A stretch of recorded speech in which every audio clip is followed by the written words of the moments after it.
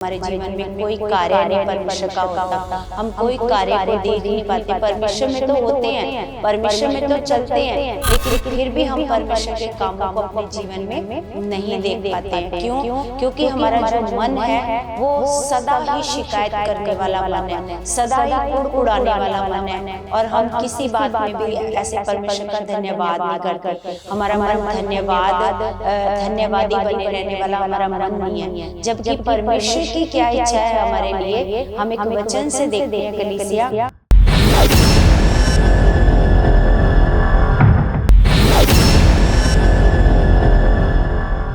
Praise the Lord everyone, God bless you all.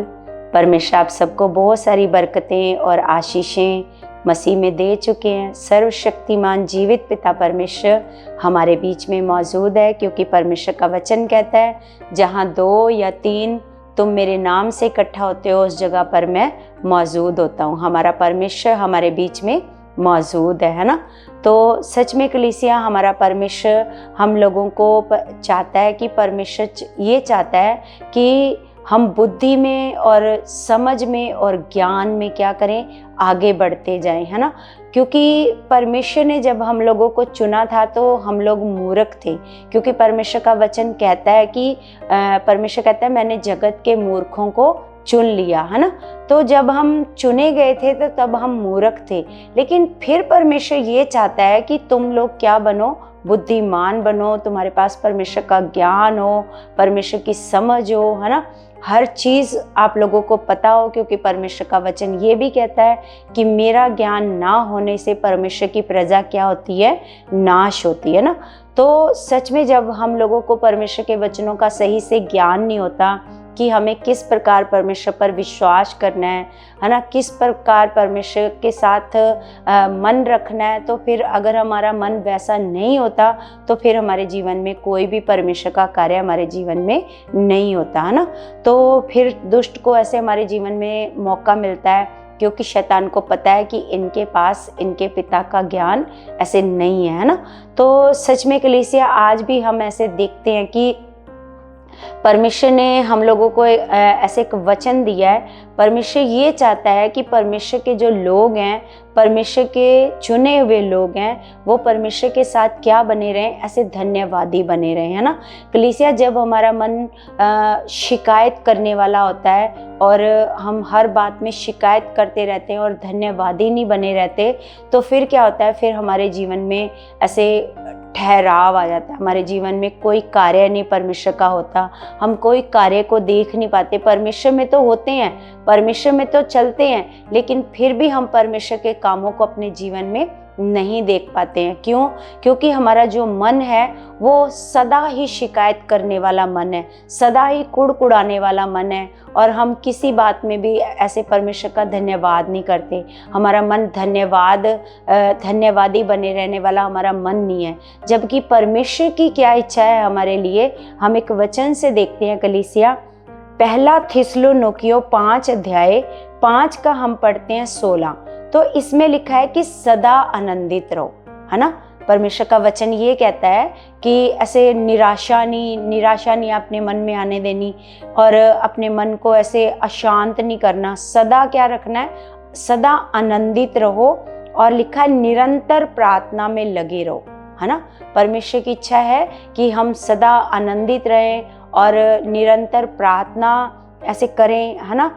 और लिखा हर बात में धन्यवाद करो। हर बात में क्या करो, हर बात में का मतलब है परमेश्वर ये चाहता है कि आप हर बात में परमेश्वर का क्या करो, ऐसे धन्यवाद करो। लिखा हर बात में धन्यवाद करो, क्योंकि तुम्हारे लिए मसीह यीशु में परमेश्वर की यही इच्छा है। तो हमारे लिए क्या इच्छा है परमेश्वर की, कि हम क्या बने रहें परमेश्वर के साथ धन्यवादी, है ना। परमेश्वर के साथ हम धन्यवादी बने रहें और परमेश्वर को सदा विश्वास योग्य समझें, क्योंकि कलीसिया, हमारा जो परमेश्वर है वो विश्वास योग्य परमेश्वर है, वो सामर्थी परमेश्वर है, वो ताकतवर परमेश्वर है, वो सब कुछ करने की सामर्थ्य रखता है। कलीसिया, उसके लिए कोई भी काम करना मुश्किल नहीं है। तो कलीसिया, हम देखते हैं कि जो शिकायत करने वाला, जो कुड़कुड़ाने वाला, है ना, इसका अगर हम उदाहरण देखते हैं तो सबसे पहले हम इजराइलियों का उदाहरण देखते हैं, है ना। तो किस प्रकार हम देखते हैं कि उनका मन जो क्या था, हमेशा शिकायत करने वाला मन था, हमेशा कुड़कुड़ाने वाला मन था, हमेशा वो शिकायत करते रहते थे, ऐसा क्यों नहीं हुआ, ऐसा क्यों नहीं हुआ, ये क्यों नहीं मिला हमें, ऐसे क्यों नहीं हुआ हमारे जीवन में, हमेशा क्या करते रहते थे, ऐसे शिकायत करते रहते थे। तो जब वो शिकायत करते रहते थे तो उनके जीवन में क्या आ गया, ऐसे एक ठहराव आ गया। हम देखते हैं कलीसिया कि निर्गमन की पुस्तक में हम देखते हैं कि किस प्रकार जब इजरायली ऐसे मिस्र में गुलाम थे, है ना, तो हम तो देखते हैं कि वो 400 सालों से क्या थे, गुलाम, मतलब उनकी बहुत सारी पीढ़ियां गुलामी में ही ऐसे निकल गई। 400 सालों से क्या थे, वो ऐसे गुलाम थे, है ना। लेकिन जब बहुत ऐसे मतलब उनके ऊपर सताव बढ़ गया, उनसे ज़्यादा मेहनत करवाई गई, है ना, बहुत ऐसे उनके ऊपर जब सताव बढ़ा तो लिखा है उन्होंने परमेश्वर की दुहाई दी, उनकी चिल्लाहट ऐसे बढ़ गई, परमेश्वर ने उनकी चिल्लाहट को सुना, उनकी दुहाई को सुना, है ना। तो जब उनकी दुहाई को सुना तो परमेश्वर ने ऐसे मूसा को तैयार किया उनको छुड़ा करके लाने के लिए। मिस्र की गुलामी में से मूसा के द्वारा परमेश्वर ने ऐसे इजराइलियों को छुड़ाया। तो हम देखते हैं कि किस प्रकार जब इजराइलियों को ऐसे मूसा ले करके आता है तो मतलब रास्ते में ही वो क्या करने लग जाते हैं, जैसे जब लोगों के जीवन में काम नहीं होता तो वो बहुत प्रार्थनाएं करते हैं, परमेश्वर मेरे ऊपर दया करो, ये काम हो जाए, ये काम हो जाए, है ना। कुछ भी कोई काम होता है तो, लेकिन उसके बाद क्या होती है, उनके प्रति क्या होनी शुरू हो जाती है, कुड़कुड़ाहट बढ़ जाती है उस काम के प्रति। हम देखते हैं कि जब वो गुलामी में थे तो जब मूसा उनको छुड़ा करके लाता है तो रास्ते में ही वो क्या करने लग जाते हैं, ऐसे कुड़कुड़ाने लग जाते हैं। जब लाल समुंदर सामने आता है तो पीछे फिरौन की सेना आ जाती है तो वो क्या बोलने लग जाते हैं, मूसा क्या मिस्र में कब्रें नहीं थी, है ना, हम वहीं मर जाते या फिर जंगल में मर जाते। ऐसे करके मूसा के ऊपर क्या करने लग जाते हैं, कुड़कुड़ाने लग जाते हैं और शिकायत करने लग जाते हैं। बहुत उनका मन कैसा होता है, शिकायत वाला, जबकि परमेश्वर के साथ उनको कैसे बने रहना चाहिए था, क्योंकि परमेश्वर उनको इतने सालों की गुलामी से ऐसे छुड़ा करके लाता है ना। जब छुड़ा करके लाता है तो उनको रास्ते भर कैसे बने रहना चाहिए था, उनको सदा परमेश्वर का धन्यवाद करना चाहिए था, धन्यवादी बने रहना चाहिए था। लेकिन वो धन्यवादी नहीं बने रहे। जैसे ही हालात देखा तुरंत क्या करने लगे, ऐसे कुड़कुड़ाने लगे, तुरंत क्या करने लगे, ऐसे शिकायत करने लगे, है ना। लेकिन उन्होंने इतना बड़ा काम देखा, उन्होंने समुद्र को 2 भाग होते हुए देखा और परमेश्वर ने किस प्रकार उनको लाल समुद्र पार करवाया और किस प्रकार जो फिरौन की सेना उनके पीछे लगी थी, किस प्रकार उनको समुद्र में डुबा कर क्या कर दिया, ऐसे मरवा दिया, है ना। तो हम देखते हैं किस प्रकार परमेश्वर ने उन पर दया की, लेकिन उनका मन फिर भी परमेश्वर के साथ धन्यवादी ऐसे नहीं रहा, हमेशा क्या करते रहे, ऐसे शिकायत करते रहे, है ना। तो हम देखते हैं कलीसिया जो लोग ऐसे शिकायत करते हैं, है ना, तो हम देखते हैं कलीसिया जो लोग शिकायत करते हैं उनके जीवन में क्या आता है, एक ठहराव आ जाता है ना। जिस प्रकार हम देखते हैं इजराइलियों के जीवन में, है ना। तो हम देखते हैं कि परमेश्वर ने जब उनको छुड़ाया था तो हम निर्गमन की पुस्तक देखते हैं कलीसिया। निर्गमन अगर हम 3 अध्याय ऐसे देखते हैं तो लिखा कि फिर यहोवा ने कहा, मैंने अपनी प्रजा के लोग जो मिस्र में हैं उनके दुख को निश्चय देखा और उनकी जो चिल्लाहट परिश्रम करने वालों के कारण होती है उसको भी मैंने सुना और उनकी पीड़ा पर मैंने चित्त लगाया। इसलिए अब मैं उतर आया हूँ कि उन्हें मिस्रियों के वश से छुड़ाऊं और उस देश में निकालकर एक अच्छे और बड़े देश में, जिसमें दूध और मधु की धाराएं बहती हैं, अर्थात कनानी, हित्ती, एमोरी, पेरिजी, हिब्बी और यबूसी लोगों के स्थान में पहुंचाऊं। ये जो लोग जो परमेश्वर ने बताए कि इन लोगों की जगह में मैं इन इजराइलियों को पहुंचाना चाहता हूं, ये मेरी चाहत है। तो सच में यहाँ जिस देश में परमेश्वर ने इनको लेकर के जाना था, तो हम ये सुनते हैं कि वो समय मिस्र से उस जगह में कनान देश में जाने के लिए वो जो समय था, कोई कहता है ये 9 दिन का समय था, कोई कहता है ये 11 दिन का समय था, कोई कहता है ये 15 दिन का समय था, लेकिन हमें पक्का तो नहीं पता, लेकिन हमें इतना पता है ज़्यादा से ज़्यादा वो 15 दिन का ऐसे समय था। लेकिन जब वो पूरा रास्ता क्या करते रहे, ऐसे हर बात में शिकायत करते रहे, कुड़कुड़ाते रहे, तो उनके जीवन में क्या आ गया कलीसिया, ऐसे ठहराव आ गया, है ना। ठहराव आ गया मतलब वो 40 वर्षों तक उसी जंगल में ही भटकते रहे। 40 साल लग गए उनको, उसी जंगल में वो भटकते रहे, उसी जंगल में वो घूमते रहे, उनको कोई आगे का रास्ता ऐसे नज़र नहीं आया, है ना। तो इसी प्रकार कलीसिया हमें परमेश्वर इज़राइलियों के जीवन से, क्यों परमेश्वर ने हमें ये लिख करके दिया, इज़राइलियों का जीवन लिख करके दिया, ताकि हम, जो इज़राइलियों ने गलती करी, जो उन्होंने अपना मन कठोर किया, हम अपने मनों को कठोर ऐसे ना करें, है ना। जिस प्रकार हम परमेश्वर के वचन में, इब्रानियों में भी ऐसे हमें परमेश्वर का वचन सिखाता है कि जिस प्रकार इज़राइलियों ने परमेश्वर का वचन सुनकर अपने मन को क्या किया, कठोर किया, उस प्रकार तुम अपने मनों को कठोर ऐसे ना करो। हमेशा अपने मनों को शिकायत करने वाला ना बनाओ, है ना। हमेशा कुड़कुड़ाने वाला मन ना बनाओ कि ऐसा क्यों नहीं हुआ, ऐसा होना चाहिए था, है ना, मैंने क्या बिगाड़ा था परमेश्वर का, ऐसे क्यों नहीं करा परमेश्वर ने मेरे जीवन में। हर बात में अगर हम शिकायत करने वाले रहेंगे तो कभी भी हमारे जीवन में आगे बढ़ने का जो रास्ता है वो हमें कभी भी नज़र नहीं आएगा, जिस प्रकार इज़राइलियों को नज़र नहीं आया। वो 40 सालों तक कलीसिया उसी जंगल में भटकते रहे, वो कनान देश में पहुंच नहीं पाए, जबकि वो पूरा इतने सालों का लंबा रास्ता नहीं था, है ना। तो हम देखते हैं कलीसिया की एक वचन हम पढ़ते हैं, निर्गमन 15 अध्याय 15 का हम पढ़ते हैं 22। तो यहाँ पर लिखा है, तब मूसा इज़राइलियों को लाल समुंदर से आगे ले गया और वे शूर नाम जंगल में आए, और जंगल में जाते हुए 3 दिन तक पानी का सोता ना मिला।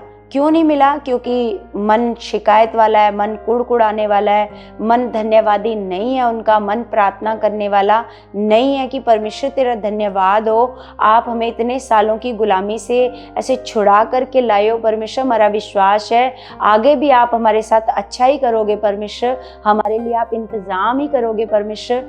ऐसा उनका मन नहीं था, है ना। जो चीज़ नहीं मिल रही थी उसके लिए क्या करते थे? शिकायत करते थे और कुड़कुड़ाते थे। जब 3 दिन तक पानी का सोता नहीं मिला, फिर मारा नामक एक स्थान पर पहुंचे, वहां का पानी खारा था, उसे वे पी ना सके, इस कारण उस स्थान का नाम मारा पड़ा। तब वे ये कहकर मूसा के विरुद्ध बकबक करने लगे कि हम क्या पिएं। अब क्या करने लगे? ऐसे मूसा के आगे ऐसे कुड़कुड़ाने लगे, बकबक करने लगे, बहुत बुड़बुड़ाने लगे, बहुत कुड़कुड़ाने लगे कि हम अब क्या पिएं, बताओ मूसा को, ऐसे कहने लगे, है ना। लिखा, तब मूसा ने यहोवा की दुहाई दी, है ना। अगर मूसा परमेश्वर के सामने जाकर दुहाई दे सकता है तो इन लोगों को भी क्या करना चाहिए था? परमेश्वर के आगे जाना चाहिए था कि परमेश्वर जी आप हमें बताओ कि हम क्या पिएं, आप हमारे लिए पीने का क्या करो, इंतज़ाम करो। जबकि परमेश्वर क्या करता था?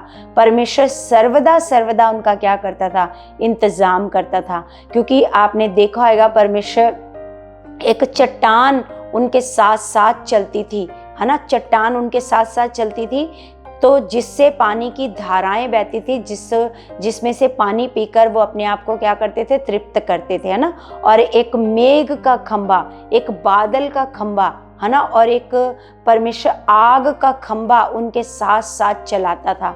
मेघ का, बादल का खंबा उनके ऊपर छाया करता था और आग का खंबा उनको रोशनी दिखाता था, है ना। मतलब कुड़कुड़ाने वाला मन होने के बावजूद भी परमेश्वर उन पर क्या करता था? परमेश्वर उन पर दया करता था, परमेश्वर उनके लिए फिर भी इंतज़ाम करता था। तो यहाँ पर जब मूसा ने यहोवा की दुहाई दी और यहोवा ने उसे एक पौधा बतलाया, है ना। जब हम प्रार्थना करते हैं तो परमेश्वर क्या करते हैं? रास्ता दिखाते हैं। जब मूसा ने परमेश्वर से प्रार्थना करी तो मूसा को परमेश्वर ने क्या दिखाया? एक पौधा दिखाया, है ना। पौधा मतलब एक रास्ता दिखाया कि किस प्रकार ये पानी क्या हो जाएगा? ऐसे मीठा हो जाएगा, है ना।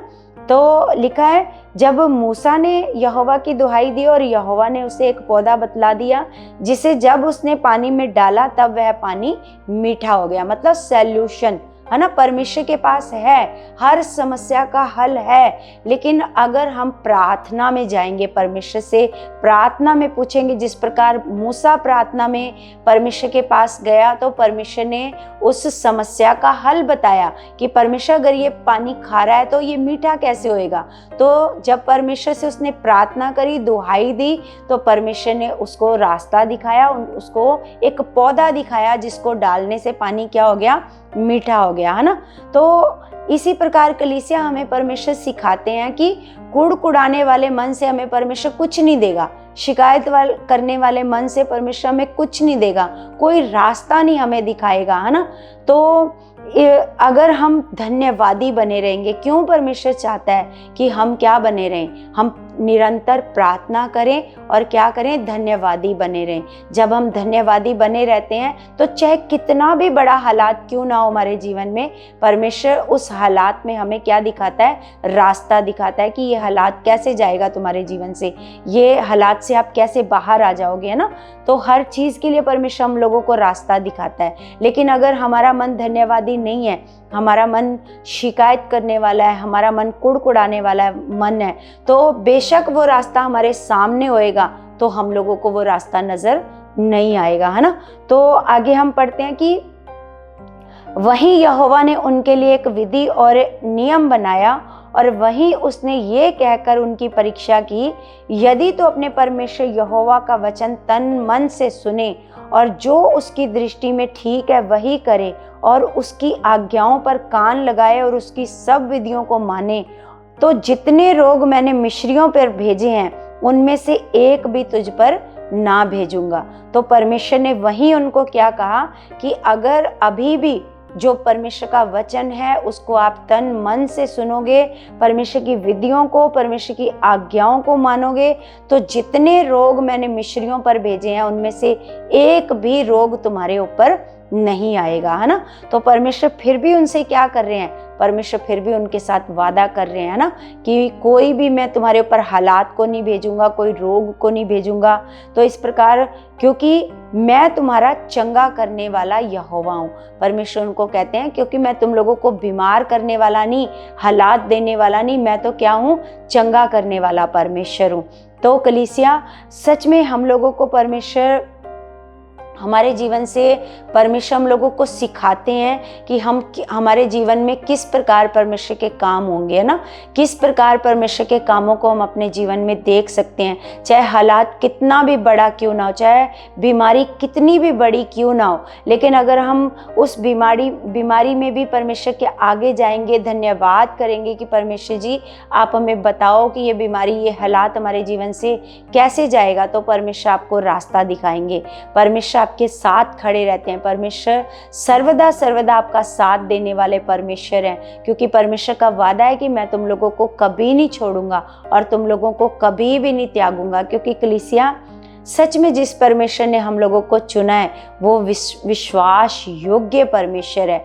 कभी भी उस परमेश्वर पर संदेह ना करो कि वो परमेश्वर क्यों नहीं मेरी सुन रहा, क्यों नहीं मेरी प्रार्थना का उत्तर आ रहा, क्यों ऐसे मेरे साथ हो रहा है। कभी भी शक मत करो, है ना, क्योंकि परमेश्वर आपके साथ है। वो चाहता है, परमेश्वर की ये इच्छा है कि परमेश्वर आपके जीवन में उन्नति हो और आपका जो शरीर है वो भला चंगा रहे। क्योंकि यूहन्ना की पुस्तक में 3 यूहन्ना अगर हम पढ़ते हैं, उसका 1 अध्याय उसमें अगर हम पढ़ते हैं तो वहाँ पर लिखा है कि परमेश्वर, हे प्रियो, मेरी ये चाहत है कि जिस प्रकार तुम हर बात में उन्नति करते हो, ऐसे तुम आत्मिक बातों में क्या करो, उन्नति करो और क्या रहो, ऐसे भले चंगे रहो। परमेश्वर की आप लोगों के लिए क्या चाहत है कलीसिया, कि आप क्या रहो, भले चंगे रहो। परमेश्वर ये नहीं चाहता कि आप बीमार रहो, आप परेशान रहो, आप दुख में रहो। परमेश्वर क्या चाहता है, परमेश्वर तो आपको आनंद और शांति वाला जीवन देने के लिए आया, है ना। तो सच में परमेश्वर का हम धन्यवाद करते हैं कि परमेश्वर ने हम लोगों को जो चुना है, उसने हमारे लिए अपने इकलौते बेटे को परमेश्वर ने कुर्बान किया है ताकि हमारा जीवन क्या हो, हमारा जीवन बहुतायत का जीवन हो, हम आनंदित जीवन जिए, है ना, हम परेशानियों में जीवन ना जिए, हम हालातों में जीवन ना जिए, है ना। तो सच में कलीसिया हमें हमारा परमेश्वर हर बात को सिखाना चाहता है कि किस प्रकार परमेश्वर का काम हमारे जीवन में होएगा, क्योंकि परमेश्वर का वचन भी कहता है कि अगर हमारे जीवन में परमेश्वर का ज्ञान नहीं है ना, परमेश्वर का वचन कहता है कि परमेश्वर का ज्ञान ना होने से परमेश्वर की प्रजा क्या होती है, नाश, है ना। तो हमारे जीवन में हम कैसे क्यों नाश होते हैं, क्यों हालातों में जाते हैं, क्यों हमारे जीवन में ठहराव आ जाता है, क्यों हमें आगे का कोई रास्ता नज़र नहीं आता, क्यों हमारे जीवन में गवाहियाँ नहीं बनती, क्यों हमारा जीवन आनंदित नहीं है, क्यों हम परेशानियों में पड़े रहते हैं, क्यों, इसीलिए क्योंकि हम धन्यवादी रहने वाले मनुष्य नहीं हैं। हम धन्यवाद नहीं करते, हम क्या करते हैं, हम बस शिकायत करते रहते हैं परमेश्वर से, है ना।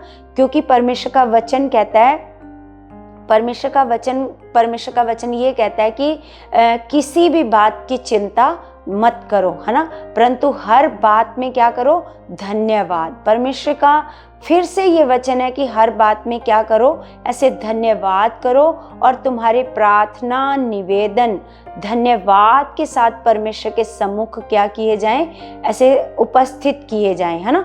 तो हर बात को परमेश्वर के सामने कैसे रखना आपने, ऐसे धन्यवाद के साथ कि धन्यवाद परमेश्वर, आपने मेरे जीवन में ऐसा कर दिया जैसा आप चाहते हो। उस बात के लिए उस निवेदन को जब आप परमेश्वर के आगे रखते हो, उस बात को जब आप परमेश्वर के आगे रखते हो तो कैसे रखना है, धन्यवाद के साथ। क्योंकि कलीसिया अगर हम बड़े घमंड के साथ, बड़े अकड़ के साथ परमेश्वर के सामने जाएंगे तो परमेश्वर हमारी किसी भी बात का उत्तर नहीं देगा, है ना। क्योंकि परमेश्वर का वचन कहता है कि वो दीनों पर अपनी दृष्टि को करता है ना।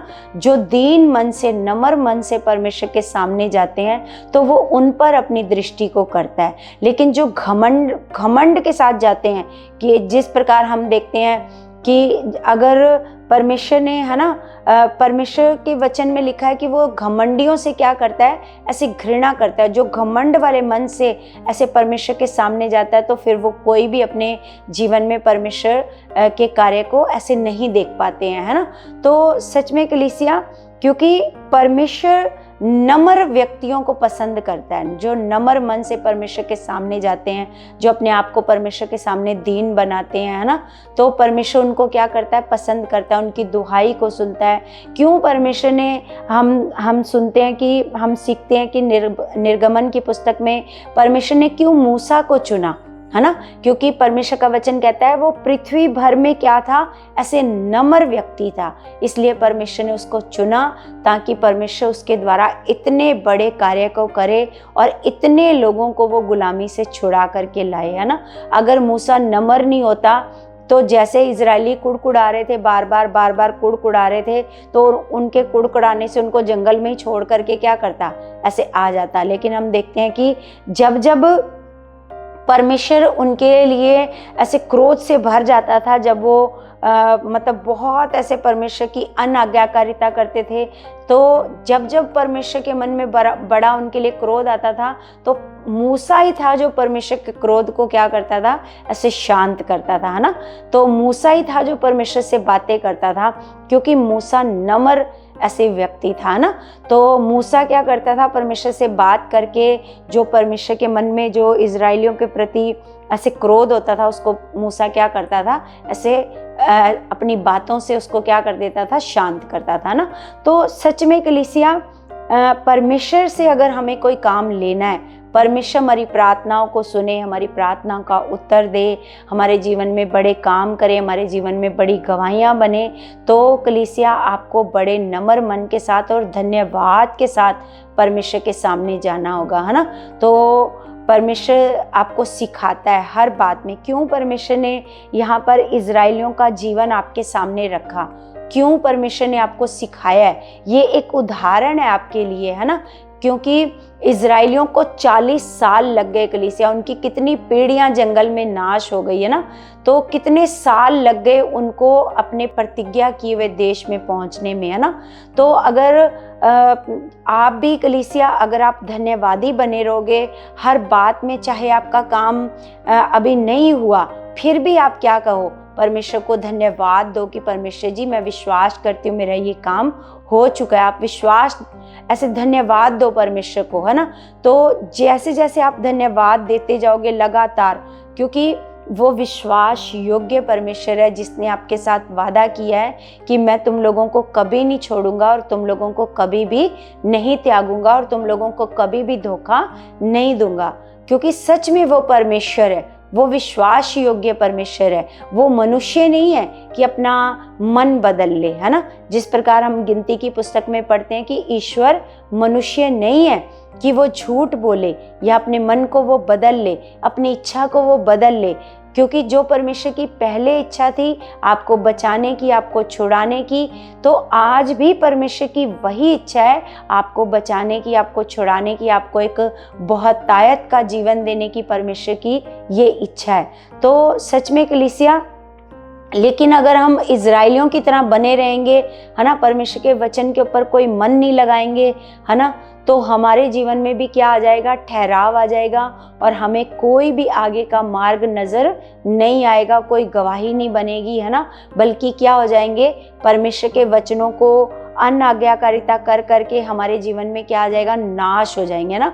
तो अगर आप चाहते हो कि हमारे जीवन में काम हो, है ना, तो क्या होएगा, क्या करना पड़ेगा आपको, हर बात पर परमेश्वर के लिए, हर बात में क्या करना पड़ेगा, धन्यवाद, धन्यवाद परमेश्वर, है ना। कभी भी शिकायत अपने मन में नहीं आने देनी कि मेरा ये काम क्यों नहीं हो रहा, क्यों नहीं कर रहा मेरा परमेश्वर, क्यों नहीं कर रहा परमेश्वर, क्यों नहीं सुन रहा मेरी प्रार्थना को, है ना। अपने मनों को परमेश्वर के आगे नम्र बनाना है कलीसिया। अगर आप ऐसा करते हो तो परमेश्वर कि आप बड़े बड़े कामों को अपने जीवन में देखोगे, आप बड़ी बड़ी गवाहियों को अपने जीवन में देखोगे। आप निश्चय, मेरा ये विश्वास है कलीसिया, अगर आज का क्या वचन पर आपने मन लगाया, ऐसा आपने करना शुरू कर दिया, है ना, तो आपने अपने मन को बदल लिया। सारा शिकायत वाला मन आप खत्म कर दो और आज से क्या बन जाओ, धन्यवादी बन जाओ। आपका काम हो या ना हो, आप बस धन्यवादी बने रहो। तो देखना कलीसिया, निश्चय परमेश्वर की ग्रेस आप पर काम करेगी, परमेश्वर की दया वाला हाथ आप पर आएगा और आप परमेश्वर के बड़े बड़े कामों को देखोगे अपने जीवन में। तो कलीसिया, मेरा ये विश्वास है कि आज का ये जो वचन है आपके जीवन में बहुत सारी आशीष का कारण बन चुका है और आपके जीवन में ऐसे बहुत सारा ऐसे ज्ञान आ चुका है, समझ आ चुकी है कि किस प्रकार से जो मेरा काम रुका हुआ है वो किस प्रकार से होएगा, है ना। तो कलीसिया, मेरा विश्वास है आज का वचन आपके जीवन में आशीष का कारण बन चुका है यीशु मसीह के नाम से। तो कलीसिया, आपने इस चैनल को आगे से आगे ऐसे शेयर करना है, लोगों तक इस चैनल को पहुंचाना है और आपने इस वीडियो को ऐसे लाइक भी करना है और इस चैनल को सब्सक्राइब भी करना है और आगे से आगे सुसमाचार को, परमेश्वर का जो सुसमाचार है उनको लोगों तक आपने पहुंचाना है, ताकि परमेश्वर के जो लोग हैं, जो अंधकार में अभी भी भटक रहे हैं, जिनको परमेश्वर का ज्ञान नहीं है, जिनको कुछ भी नहीं पता परमेश्वर कौन है, उन तक आपने परमेश्वर का ज्ञान पहुंचाना है। तो अगर आप ऐसा करते हो, परमेश्वर का वचन लोगों तक पहुंचाते हो, परमेश्वर का ज्ञान लोगों तक पहुंचाते हो, तो परमेश्वर आपको बहुत बहुत ऐसे ऊंचाई पर लेकर के जाएंगे। परमेश्वर आपको बहुत ब्लेस करेंगे यीशु मसीह के नाम से। तो कलीसिया, हम सब अपने हाथों को उठाएंगे और हम सब आज के वचन के लिए प्रार्थना करेंगे। सब अपने हाथों को उठाएंगे। स्वर्गीय पिता, हम आपका धन्यवाद करते हैं मेरे परमेश्वर, आप महान और सर्वशक्तिमान पिता हो। पिता, आपके तुल्य कोई नहीं है मेरे परमेश्वर जी, मेरे महान खुदा। मैं विश्वास करती हूँ पिता, आज के वचन के द्वारा मेरे परमेश्वर जी आप अपने लोगों का मन बदल चुके हो परमेश्वर। आज का वचन परमेश्वर इनके लिए आशीष का कारण ठहरे परमेश्वर, इनके बदलने का कारण ठहरे परमेश्वर, इनके कामों को परमेश्वर जी, इनके मार्गों को दिखने वाला कारण बने मेरे स्वर्गीय पिता। इनको आज से परमेश्वर, जब ये आपके साथ धन्यवादी बने परमेश्वर, इनके लिए मार्ग खुल जाए मेरे खुदावंद। मेरे महान पिता परमेश्वर, मैं प्रार्थना करती हूँ पिता, इन सब बच्चों को तेरे हाथ में देती हूँ पिता, जो दुखी हैं, बीमार है, परेशान है खुदावंद, किसी भी प्रकार के हालात में है खुदा। पिता, जो इनको रास्ता नजर नहीं आ रहा परमेश्वर, मेरे महान खुदा, आज तेरा सामर्थी आत्मा इनकी बुद्धि को खोल दे, इनके कठोर मनों को बदल दे परमेश्वर, इनके अंदर नम्र मन आ जाए मेरे खुदावंद। मैं विश्वास करती हूँ मेरे पिता परमेश्वर जी, आप इनको बुद्धि से, समझ से, ज्ञान से परमेश्वर आप ब्लेस कर चुके पिता। ये आपके ज्ञान में बढ़े परमेश्वर, और आपके बड़े बड़े कामों को अपने जीवनों में देखे मेरे खुदावंद। मेरा विश्वास है पिता परमेश्वर जी कि आप इनके जीवनों में बड़े बड़े चमत्कार कर चुके हो। बड़े बड़े हालात इनके जीवन से परमेश्वर जी हवा में उड़ चुके हैं यीशु के नाम से। सारे रोग, सारे क्लेश, सारे हालात इनके जीवनों से हवा में उड़ चुके हैं यीशु मसीह के नाम से। खुदा, आज का वचन इनको छुटकारा दे चुका परमेश्वर। आज के वचन के द्वारा ये आज़ाद हो चुके हैं मेरे परमेश्वर जी। मैं विश्वास करती हूँ कि आपने मेरी प्रार्थना का उत्तर दे दिया यीशु मसीह के नाम से। आमीन, आमीन। सबको जय मसीह की।